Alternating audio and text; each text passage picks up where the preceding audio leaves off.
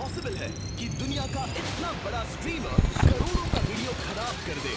मेरे चैनल पे पोस्ट कर देना, अब वो मेरा वीडियो है। लगता है हमारे अगले सेगमेंट की शुरुआत अच्छी होगी। आपको पता चलने वाला है कि कैसे इसे मेरा स्टूडियो दिखाने का फैसला, हम लोग लाइव है स्टूडियो, मुझ पर ही भारी पड़ गया। इसीलिए रूल्स को लेकर स्पेसिफिक होना चाहिए। और एक छोटी सी गलती चेन रिएक्शन ट्रिगर कर सकती है, जिससे पूरे प्रोडक्शन का सत्यानाश हो सकता है। वो बस मेरे सामने दिखावा कर रहा है। ये वीडियो YouTube पर नहीं आने वाला था, लेकिन देखो हमने इसे कैसे निपटाया।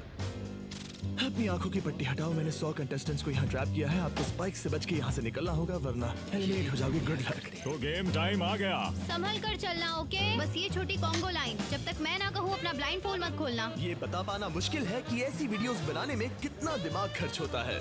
तुमने अपना ब्लाइंड फोल्ड ठीक से लगाया ना? ओके। नोलन की वजह से भी। कैसा लग रहा है दोस्तों? आप लोग बहुत अच्छे हैं। आपको हथकड़ी से बांधने के लिए माफी चाहूंगा। अभी सब समझ जाओगे। हम एक प्रैक्टिस इंट्रो करेंगे। इतने बड़े वीडियो में किसी भी एक्सीडेंट के असर से पूरा प्रोडक्शन हिल सकता है।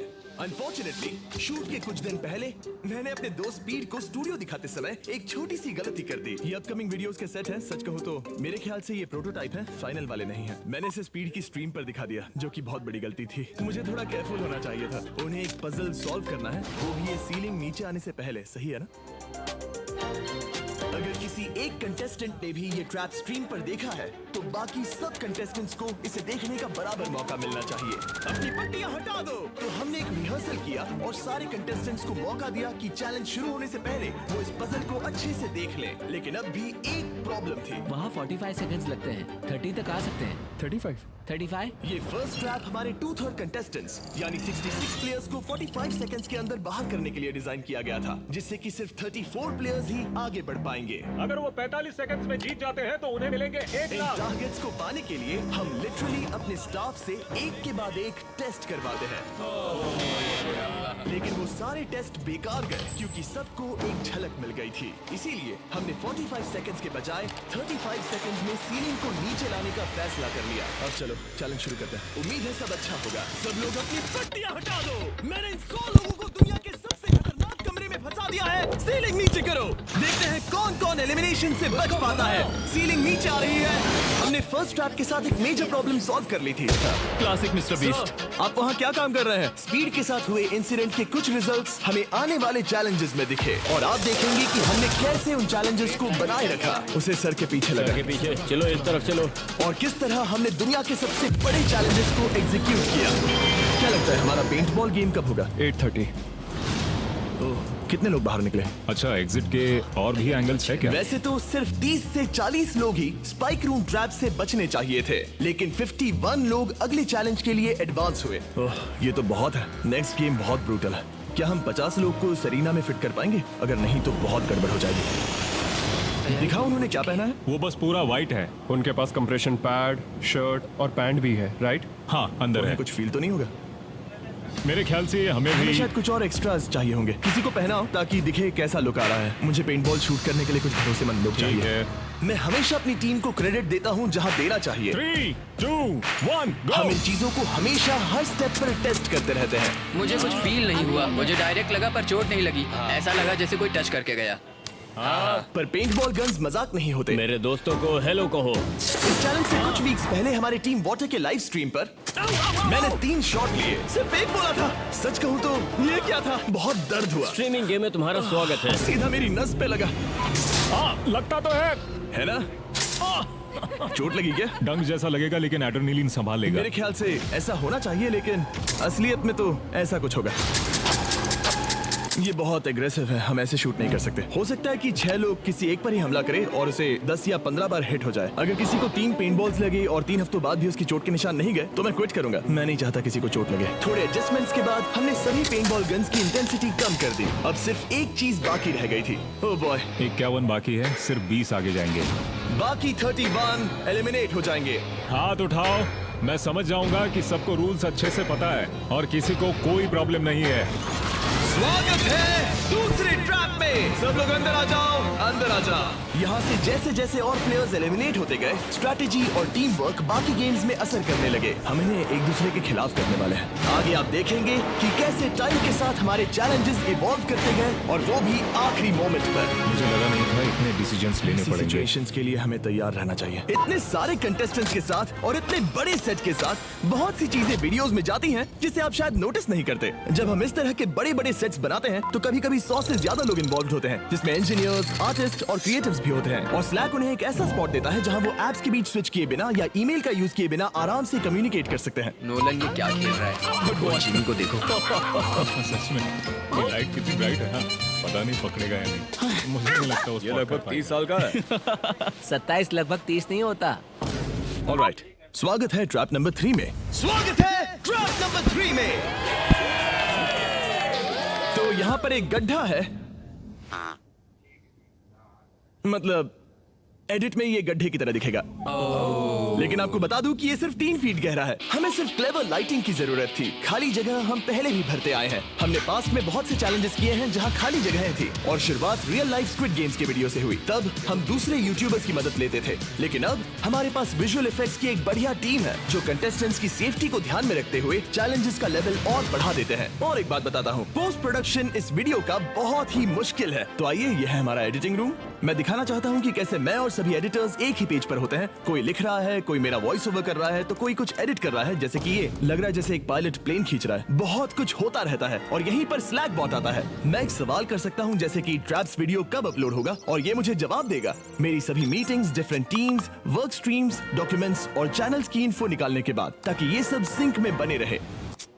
देखो, मुझे स्लैक का टेक्स्ट आया है। मुझे एक वीडियो को रिव्यू करना है। अगर मुझे वीडियो रिव्यू के बीच कोई इन्फो भेजना है तो स्लैक मुझसे कम्युनिकेट करता है। यहाँ तक कि आपको मीटिंग्स में नोट्स लेने की भी कोई जरूरत नहीं है, क्योंकि स्लैक सारी बातों को समराइज करके नोट्स बना लेगा और अगले स्टेप के लिए सजेस्ट भी करेगा। फॉर एग्जाम्पल, अगर हमने किसी को जलते घर में डाला तो उस वीडियो में हमने क्या सेफ्टी प्रिकॉशंस लिए ये जानना है, तो मुझे बस इतना करना है, प्रोडक्शन चैनल को स्कैन करना है और पूछना है कि हमने उस स्टंट में क्या सेफ्टी प्रिकॉशंस लिए थे, और जवाब मिल गया। मुझे हजारों मैसेजेस स्क्रॉल करने की जरूरत नहीं, वो मेरे लिए समराइज कर देगा। तो ये जानने के लिए कि हम अपने बड़े बड़े वीडियोस में स्लैक की मदद कैसे लेते हैं, इस QR कोड को स्कैन करिए या डिस्क्रिप्शन के लिंक पर क्लिक करिए, और आप भी $1 लाख का अपना शेयर जीत सकते हैं, जो हम ऐसा करने वाले लोगों को दे रहे हैं। QR कोड स्कैन करो, डिस्क्रिप्शन में दिए लिंक पर क्लिक करो। तो हमने अभी अपना 3rd ट्रैप खत्म किया, जो बहुत जबरदस्त था। पूरी ग्रीन टीम बच गई क्योंकि उन्होंने सोच समझ कर खेला। पूरी ऑरेंज टीम हार गई, जो कि मजेदार है। आपको पता भी नहीं चलेगा, लेकिन इसमें लेयर्स हैं, डेप्थ है और स्ट्रेटजीज भी। लेकिन इस तरह के लेवल के अपने भी इश्यूज होते हैं, और अगले ट्रैप के लिए मैं बिल्कुल भी तैयार नहीं था। इसीलिए हमें रूल्स को लेकर और स्पेसिफिक होना चाहिए। शायद हमें दोबारा करना होगा।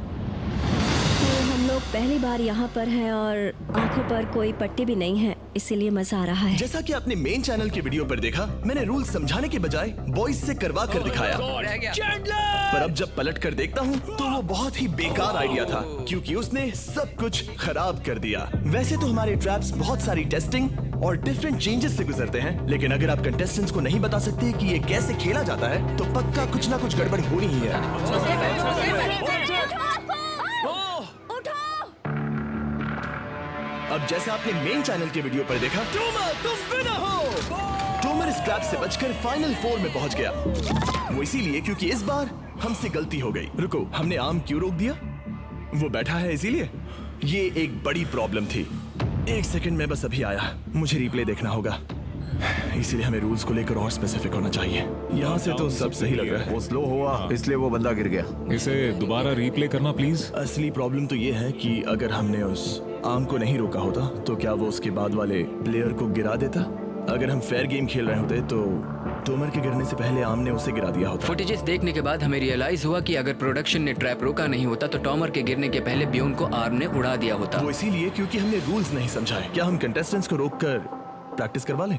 End of the day game की इंटेग्रिटी सबसे ज्यादा इंपॉर्टेंट होती है। हमने डिसाइड किया कि उन्हें रूल्स दोबारा समझाएंगे और ट्रैप भी दोबारा रन करेंगे। अगर आपको आर्म हिट करता है तो सपोर्ट के लिए आप उसे नहीं पकड़ सकते। ये परफेक्ट तो नहीं था, पर एटलीस्ट एक फेयर सोल्यूशन जरूर था। जो इस रूल से अग्री करते हैं वो हाथ उठाए। टॉमर और ब्योन दोनों अपोजिट साइड में रहेंगे।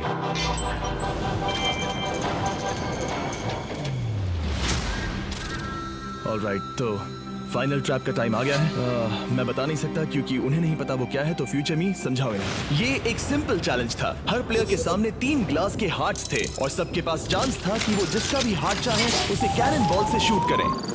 जैसे ही किसी एक प्लेयर के तीनों हार्ट टूट जाएंगे वो एलिमिनेट हो जाएगा। बहुत मजा आया। जो लास्ट प्लेयर था उसने $1 लाख की ट्रॉफी जीत ली। लेकिन हमारे ज्यादातर चैलेंजेस की तरह इसे भी कई महीनों की प्लानिंग लगी। 10 वर्जन से फिल्टर होना पड़ा और महीनों के ब्लूप्रिंट्स और आइडियाज के बाद इस फाइनल सेट को मेरी जबरदस्त प्रोडक्शन टीम और मैंने मिलकर तैयार किया है। हाँ, गुड जॉब फ्यूचर मी, बहुत मजा आएगा। देखते हैं क्या होता है। कैसे डिसाइड करेंगे कि कौन पहले जाएगा? वेल हम टोमो से स्टार्ट करेंगे क्योंकि वो round 1 winner, round 2 winner, round 3 winner, round 4 winner है। हम मेन चैनल वीडियो में कैरामल प्रमोट कर रहे हैं, उन्हें ट्राई करने देना चाहिए। ऑलराइट कंटेस्टेंट्स, कैसा लग रहा है वहाँ?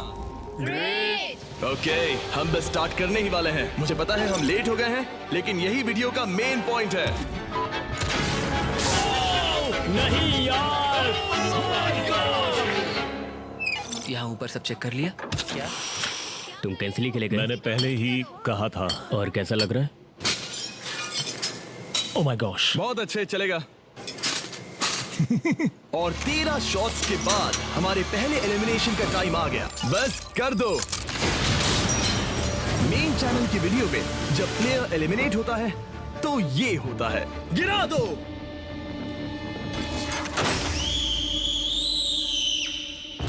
ओके, बेली अब तुम्हारी बारी। सबको शायद लगे कि प्लेयर बहुत ही ऊंचाई से नीचे गिर रहा होगा, पर असलियत में कुछ ऐसा होता है। और जोसेफ की तरह ही एक को छोड़कर सबका वही हाल हुआ। गिरा दो। डूड, मेरा पेट मेरे दिमाग तक आ गया था। और कई घंटों के बाद हमें विनर मिला। Oh my God. Congratulations, trophy तुम्हारी हुई। तुमने कमाल कर दिया। मैंने शॉट मिस कर दिया गाइस, पर मैं उसके लिए खुश हूँ। वैसे तो हमारे नॉर्मल वीडियोस में चैलेंज जल्दी खत्म हो जाते हैं, लेकिन इस राउंड को शूट करने में 5 घंटे लग गए। रात के 1 बजे स्टार्ट किया था, जब तक खत्म हुआ तब तक सूरज उग गया था। जिमी, काम करके मजा आया। Thank you. ओह गॉड, बहुत लेट हो गया।